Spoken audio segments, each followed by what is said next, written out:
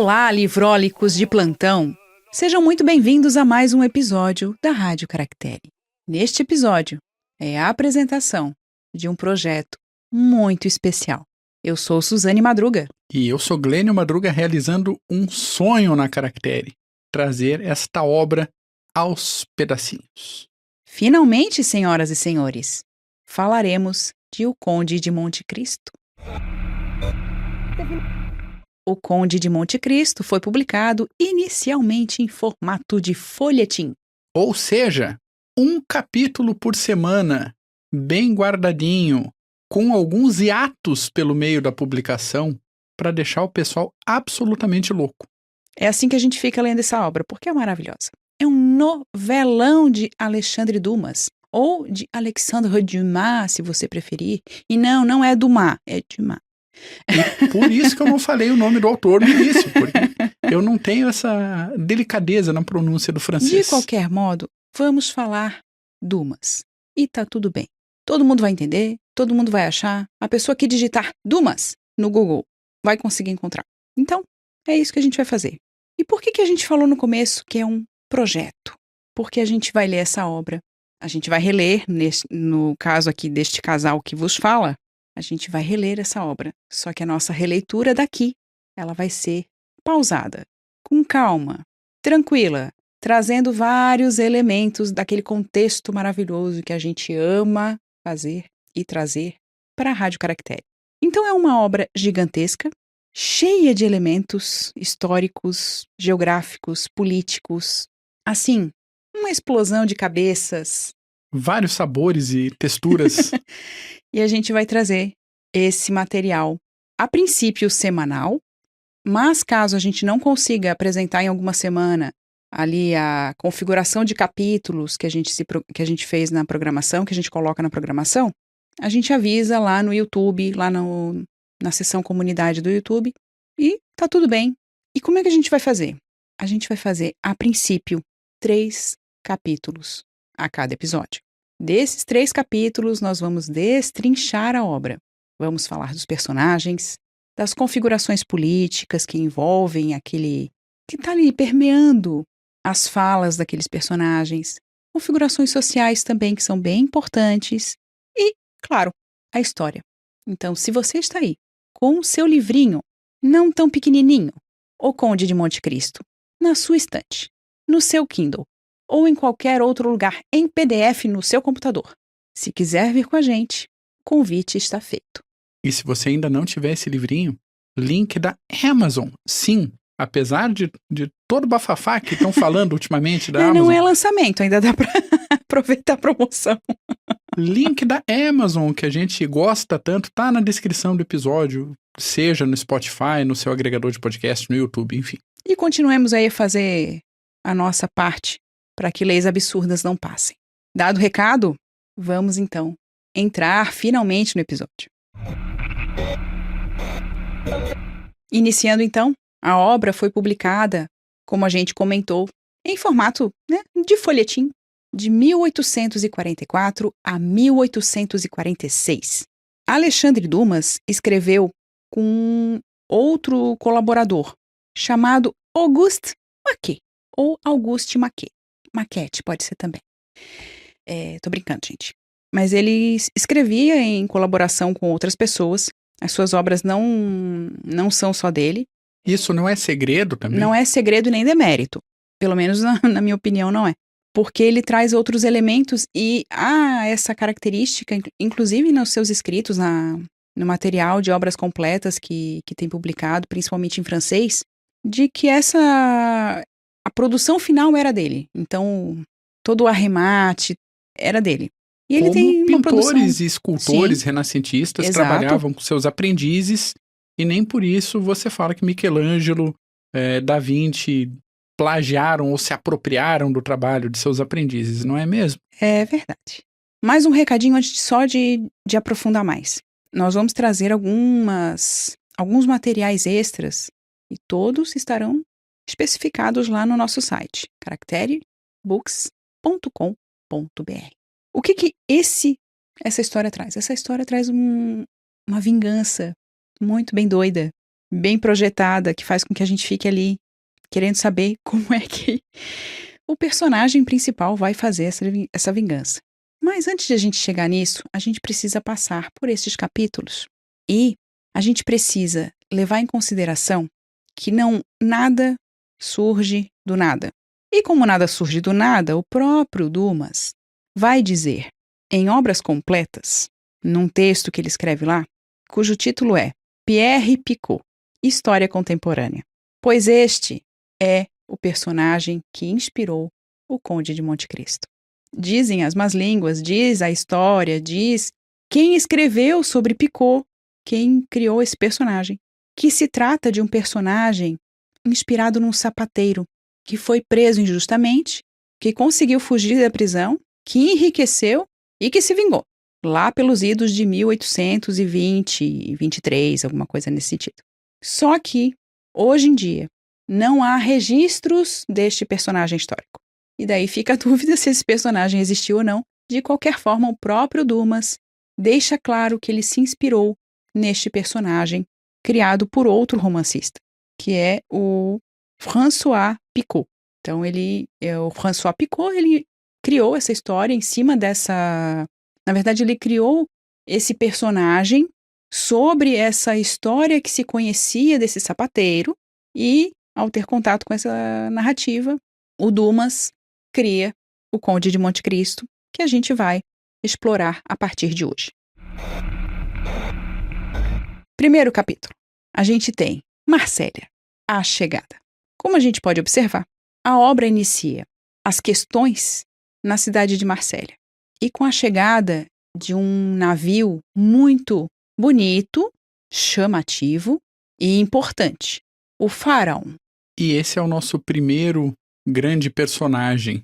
O Faraon, ou Faraó, dependendo da edição de livro que você tem em mão, dependendo da tradução, era um navio mercante descrito como um mercante de 3 mastros. Ele era grandão, era imponente, era bonito, mas não era considerado da categoria dos maiores mercantes. Ainda assim, chamava a atenção de toda a cidade quando ele chegava no porto. Essa é uma característica desse tipo de navio da época. Então, para ter uma noção, pensa numa embarcação de madeira com pelo menos aí uns 50 metros de comprimento e 10 de largura, velas quadradas para propulsão principal, mas também com um sistema de manobra que deixava esse tipo de embarcação mais ágil até do que navios menores, como as escunas, e, ao mesmo tempo, precisava de uma tripulação menor do que navios que eram maiores do que ele. Segundo a obra, tinha pelo menos 8 ou 10 pessoas. E esse conjunto de características tornava o custo das viagens muito mais baixo e mais interessante para empreendedores, como o nosso querido Morrel, que a gente vai falar daqui a pouco. A escolha do nome Faraon pelo autor faz referência direta àquelas barcas que, pela tradição, pelas histórias, transportavam os faraós mortos para se tornarem deuses. Então era o veículo da transformação de uma vida restrita pelos meios físicos para uma vida ilimitada. E é isso que a gente vai ver com o nosso protagonista. Bom, é isso que a gente vai ver com o próprio Faraon, que traz nada mais, nada menos do que a notícia de um defunto. Uma vez que, ao chegar no porto, e aí a gente tem um primeiro probleminha de tradução da obra que a gente leu. Eu li a edição da Zahar, da Clássico Zahar.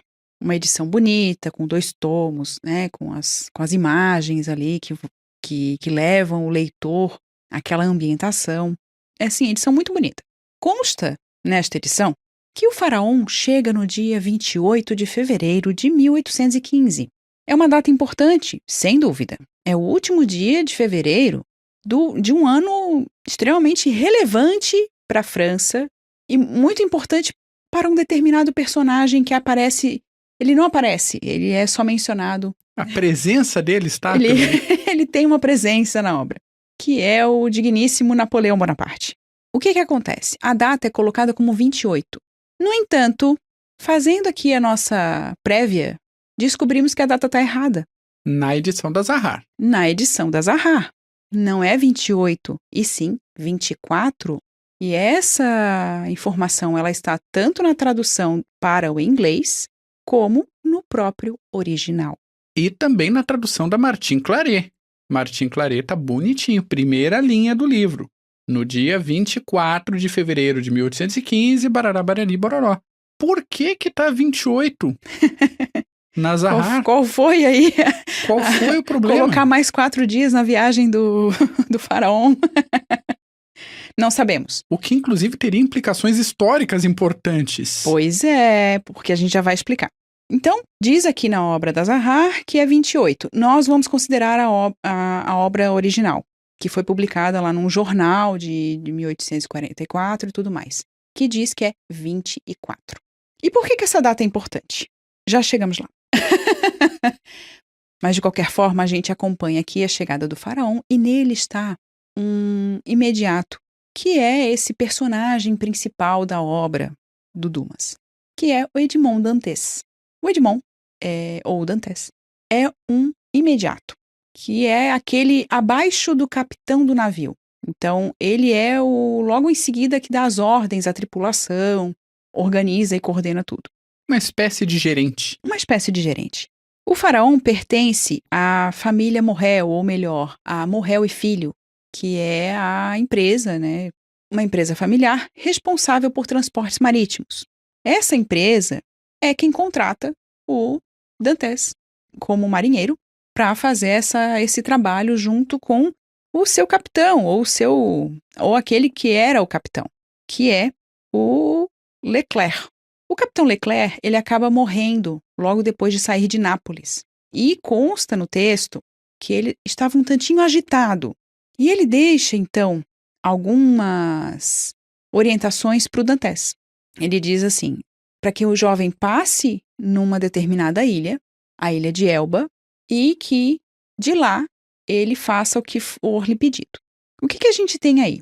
Primeiro, o faraó chega um pouquinho depois do que programado, porque ele precisou fazer essa parada, porque o capitão, antes de morrer, faz um pedido que o Dantès, claro, atende. Ao chegar, tem ali junto com o navio, né, dentro do navio, não é junto com o navio, parece estar agarrado, mas dentro do navio, o contador, que é o Danglars. Este personagem, ele é um personagem um tanto importante, porque é ele que vai maquinar, digamos assim, vai sair daquela cabeça um tanto complicada, várias questões que vão levar aos acontecimentos futuros do Dantès. O Danglars, ele então chega naquele navio, junto com a tripulação, junto com o Dantès, conversa com o Morrel primeiro, ele é o armador, então ele é aquele que recebe, é um dos donos da empresa Morrel e Filho, e está ali conversando com o Dantès. O Dantès explica que realmente o faraó, ele chegou sem o seu capitão, e por isso que há um ar de tristeza na chegada desse navio também. Então isso é narrado nas primeiras linhas. E que ele foi, então, fazer o que o capitão lhe pediu. Só que o Morrel, ele só fica sabendo que o capitão havia pedido alguma coisa para o Dantès por causa do Danglars. E aí a gente começa a perceber que há aí nesse personagem alguém muito perspicaz, que não faz comentários vazios ou comentários sem um objetivo por trás. Então é um personagem muito importante. Logo em seguida, a gente tem a conversa do próprio Morrel com o Danglars, novamente, e o Morrel oferecendo, de certa maneira, ele disse, não, vou conversar com meu sócio e tal, mas oferecendo e deixando claro que o posto de capitão, como estava vago pela morte do Leclerc, ficaria com o Dantès. Dantès ficou muito feliz. Diz que, mesmo sendo convidado pelo Morrel, que é uma grande honra, para jantar, ele diz que tem que ver o pai e que tem que ir visitar uma certa catalã.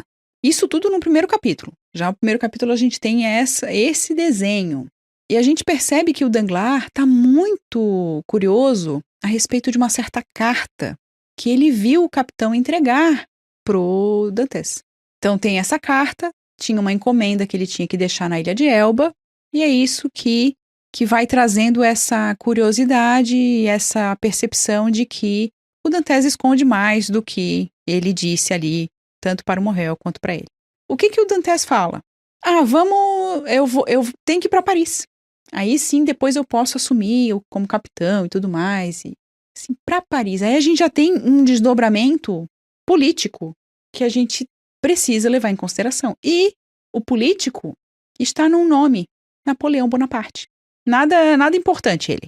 Mas qual era o rolo desse? Por que as datas são importantes? Por que Exato. o timing é importante? Por que a gente estava perceber ali que acontecendo? não era 28 e sim 24 é importante? O que acontece no mês de fevereiro de 1815?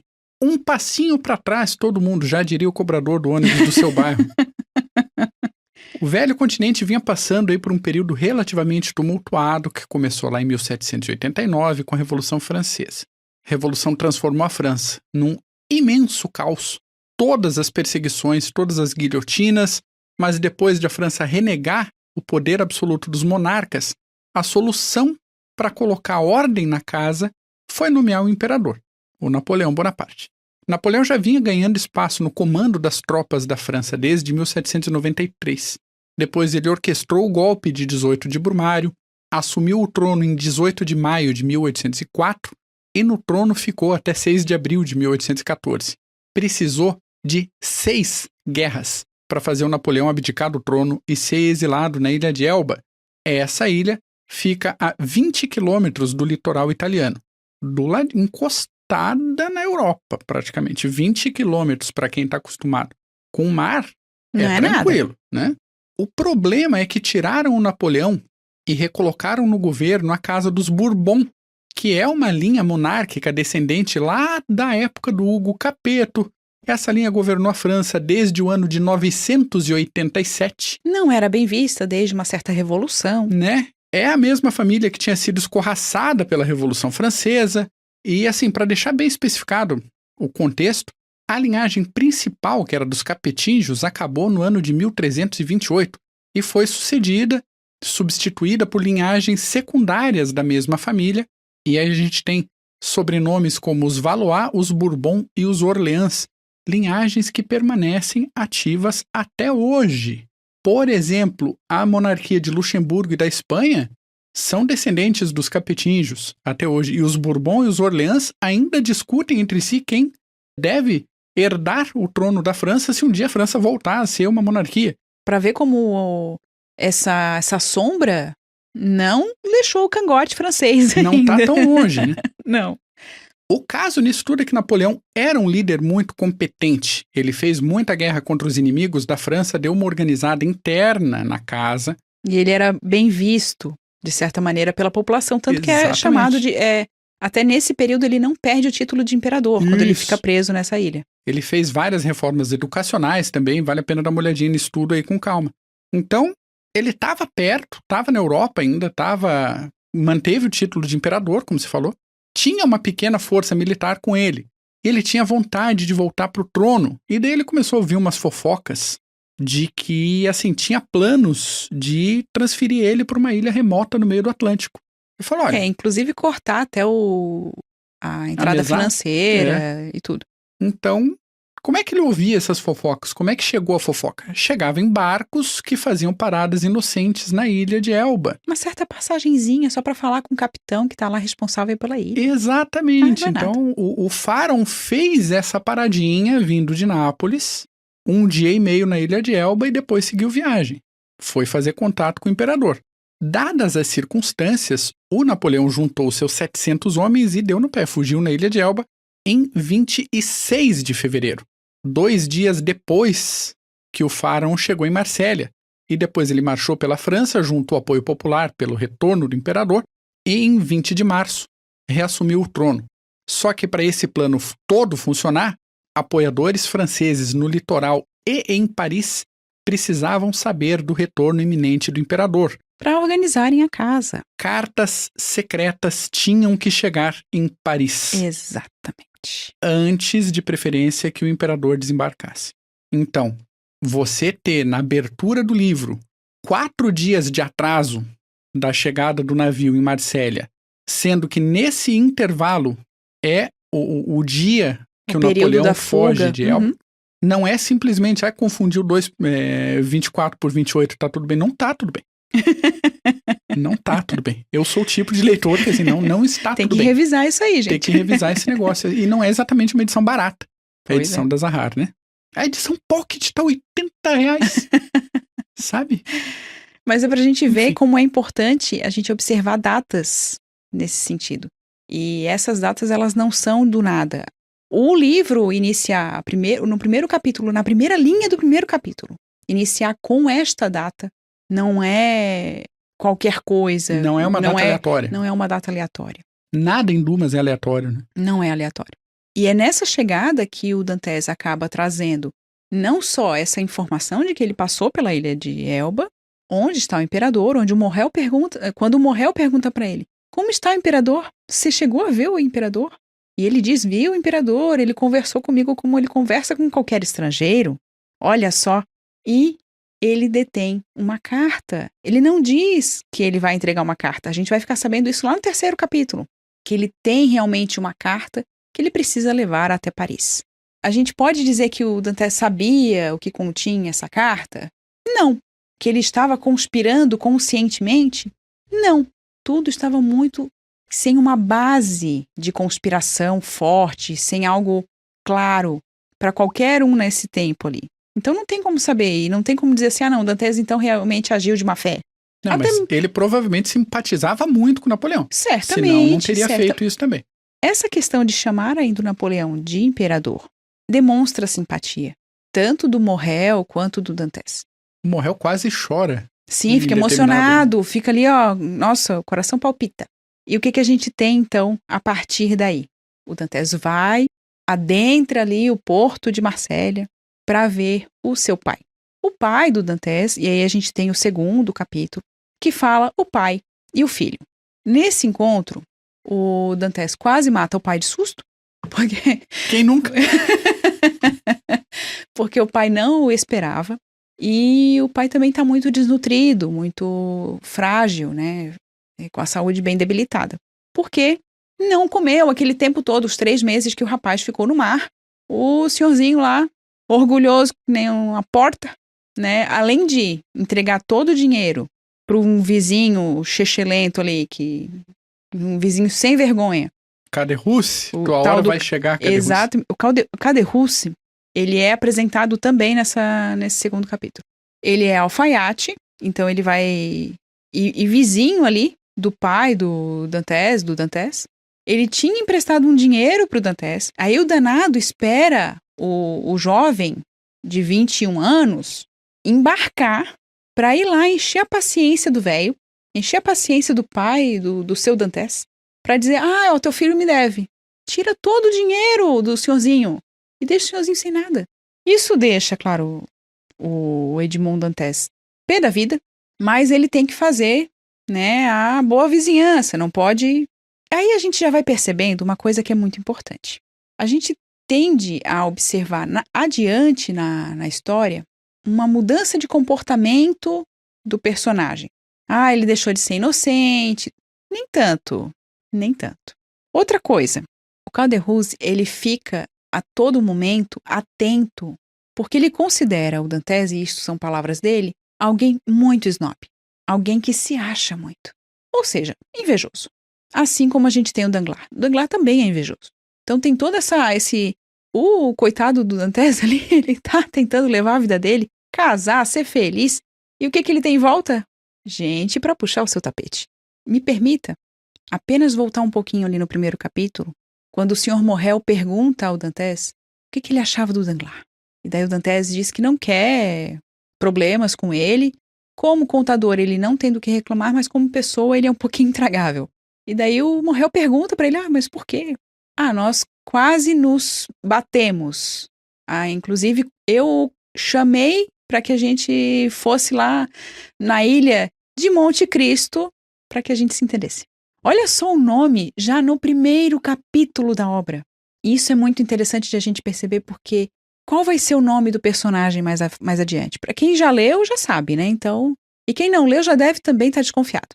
Aí a gente tem a primeira citação a este futuro nome, que é uma ilha onde o Dantes chamou o Danglars para um duelo. Para resolver no soco. Para resolver no soco. Testosterona, jovens. É um certo problema. Jovens homens no barco, sabe? Não pode quebrar a disciplina. Vamos descer em terra firme ali. 10 minutos naquele só. Cantinho ali. Isso. Depois a gente volta, tranquilo, mais calmo. O Danglars, claro, não aceita e fica por isso mesmo. A princípio, ou na cabeça do Dantes.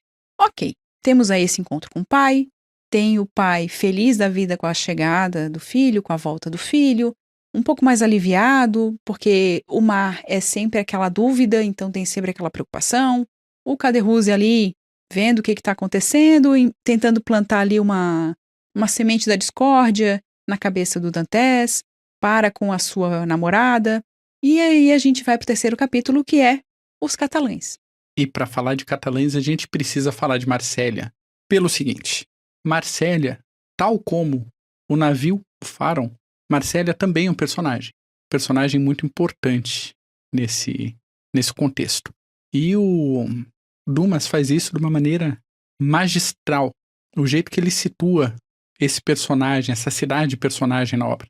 Narrando as ruas, narrando o lugar por onde os personagens estão passando, narrando as características e como estes lugares eram vistos pelas pessoas. E isso é muito genial. Marsella é um assentamento humano antigo. Foi a primeira colônia grega na região. Ainda hoje é possível ver vestígios do porto grego de Massalia. Você pode visitar a cidade e ver onde ficavam as instalações. A entrada do porto era muito estreita, então se por um lado era difícil navegar para dentro do porto, porque exigia habilidade dos pilotos, por outro lado era uma localização muito segura e relativamente fácil de defender de ataques inimigos. O porto teve grande importância no comércio da antiguidade, a ponto de a cidade não sofrer grandes mudanças nem mesmo com a queda do Império Romano do Ocidente, e até se beneficiou com o aumento das atividades religiosas. Lá para o século VIII, os muçulmanos invadiram Marsella, depois a cidade foi reconquistada pelos francos, mas aí foi punida porque os marseleses não quiseram aceitar o domínio do Carlos Martel.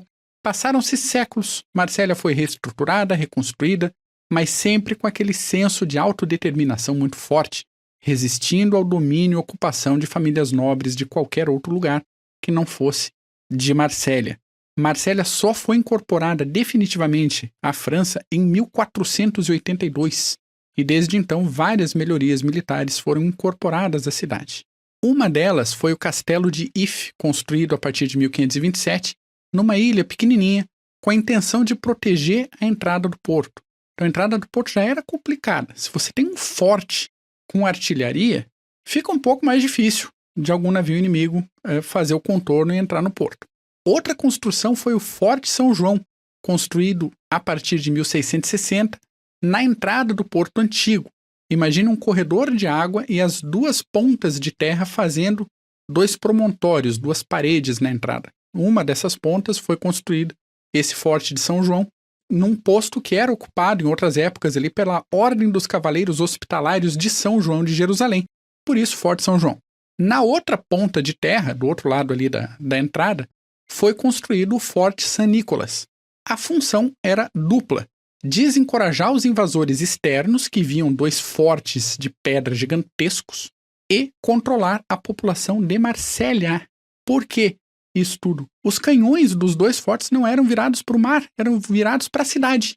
Então, cada vez que os marseleses resolviam se revoltar, as autoridades de domínio da cidade poderiam atirar contra a cidade, não para defender a cidade. Bem queridos. Bem queridos. Quando começou a Revolução Francesa, a população abraçou a causa da Revolução. Com vontade, vários grupos de voluntários foram para Paris, cantando a sua canção de guerra, que viraria o novo hino nacional. Por isso se chama a Marselhesa, porque eles saíram justamente de Marsella cantando a música deles.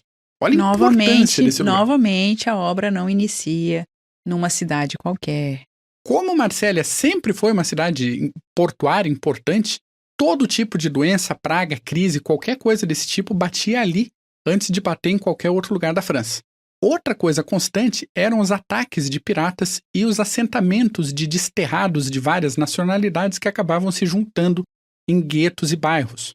Quando a gente chega ali nos anos 1700, 1720, 25, a indústria de pesca de Marsella estava passando por uma crise. Nesse contexto, vieram para a cidade várias levas de pescadores catalães. Lembremos que a Catalunha é uma região no nordeste da Espanha, divisa a fronteira com a França, e que também tem um senso de autodeterminação muito forte.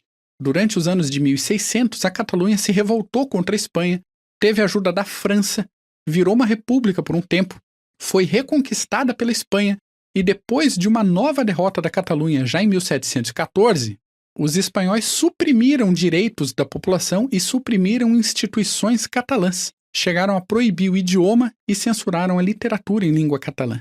E isso foi o motivo para que várias comunidades de pescadores da Catalunha saíssem de lá e procurassem outros portos para manter os seus costumes. E Marsella foi um desses portos, desses lugares escolhidos. E aí se explica também um bairro dos catalães que se fechava um pouco. Hoje é uma praia.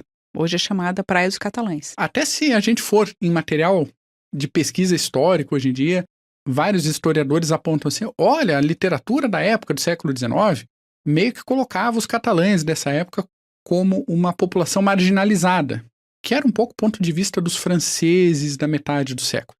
Mas se a gente remontar a 1700 e alguma coisa, quando de fato eles chegaram e se instalaram, não era tão assim também. Eles colaboraram bastante para a economia da França. Porém, entre colaborar com a economia e entre ser bem visto, a gente tem aí uma distância. Então... Sim, mas não eram indesejados. Eles foram acolhidos, mas por outro lado também não gostavam de se misturar.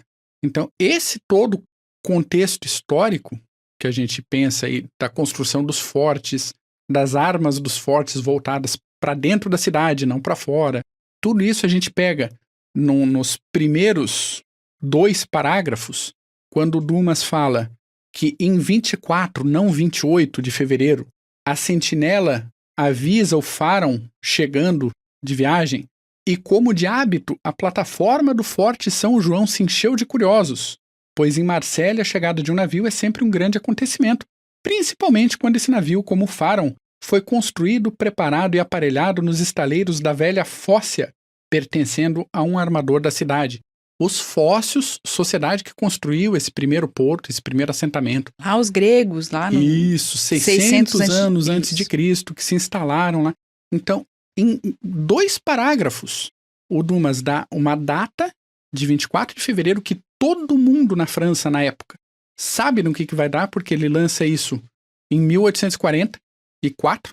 Já é conhecida a história, então... Todo mundo, assim, metade das pessoas que leram esse negócio estavam vivas, né, quando isso aconteceu. Lá em 1815. Todo mundo sabia o que tinha acontecido, todo mundo sabia a representatividade dessa data. E todo marselhês sabe exatamente onde fica o Forte de São João, onde é que é o promontório, onde é que é a plataforma do forte. Gera uma identificação de tempo e espaço perfeita, a ponto de muitos leitores do jornal na época ficarem em dúvida, isso realmente aconteceu? Ou foi inspirado em alguma coisa que realmente aconteceu? Até onde disso é verdade? Será que ele está falando de alguém e mudou o nome? Como é que ele está trabalhando essa história? Quem que é o Dantes na vida real? Pronto, de um dia para o outro, com 2 parágrafos, esse texto começou a causar bafafá na França. E toda essa explicação sobre os catalães é muito importante para a gente entender o comportamento destes 2 personagens que vão aparecer neste 3º capítulo, que é a Mercedes, a namoradinha do Edmond Dantes, e o Fernand, que é o primo da Mercedes. A Mercedes é mais do que uma namoradinha, claro, porque ela e o Dantes haviam se prometido, então, de certa maneira, eles já estavam noivos. Ele já dizia, ela é minha noiva, ela dizia, ele é meu noivo. O que aparece nesse 3º capítulo? O Fernand tentando ali, mas Mercedes, eu te amo. Fica comigo porque eu sou catalão, mas tu ama o não catalão. E se eu tivesse vestido ali de marinheiro, tu ia querer alguma coisa comigo. Então, ele vem com esse papinho e a gente vê a Mercedes, né, bem tramontina nele. Não, que o amor dela é Edmond Dantes. E ele ali torcendo para que o Dantes tivesse morrido, né? Porque a notícia da chegada do faraó ainda não tinha chegado ali, naquele reduto, naquele cantinho de Marsella. Mas, para quebrar o clima ali do Fernand, que já não estava bom o clima dele ali, em relação a ele, chega Edmond Dantes procurando a Mercedes. A gente não tem só estes 3 personagens nesse capítulo. 2 personagens voltam da tumba onde deviam ter ficado. Mentira. Mas ali, lá dos capítulos anteriores. Porque a gente tem a junção de Danglars e de Caderousse. Ambos odeiam Dantes. Tem uma inveja profunda dele. E eles começam a se juntar para ver o que vai acontecer. Porque é de conhecimento do Caderousse que o Fernand arrasta o pescado pela Mercedes. Mas ela não quer nada com ele. Então eles chamam, assim que o Dantes chega, ele é apresentado ao Fernand. A Mercedes ainda diz assim, não, esse aqui é o meu irmão, é meu amigo. Se ele é meu irmão, meu amigo, ele é teu irmão, teu amigo também. E vai lá o Dantes tentar apertar a mão do Fernand. O Fernand fica ali não querendo apertar mão nenhuma, até que a Mercedes dá o chablau, né? Dá o tapa na cara, dizendo, acontecendo alguma coisa com o Dantes, eu me jogo no outro dia das pedras. Ou seja, não adianta. Não vai ter jeito. Não vai ter jeito. Aí o Fernand cumprimenta e sai. E ele vai encontrar essas duas futriqueiras ali, o Caderousse, né?